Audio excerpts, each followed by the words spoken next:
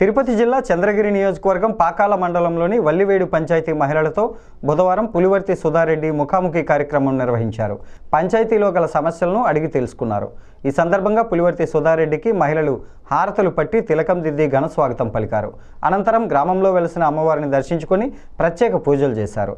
పులివర్తి సుధారెడ్డి మాట్లాడుతూ కూటమి ప్రభుత్వం అధికారంలోకి వచ్చిన 6 నెలల్లో వల్లివేడు పంచాయతీలో ముస్లిం కాలనీలో ఓవర్ హెడ్ ట్యాంకు, డ్రైనేజీ, వీధి లైట్లు మరమ్మతులు చేపట్టామని, అలాగే ముస్లిం కాలనీలో ఓవర్ హెడ్ ట్యాంకు మరమ్మతులు చేసి త్రాగునీటి సమస్యను పరిష్కరించినట్లు తెలిపారు.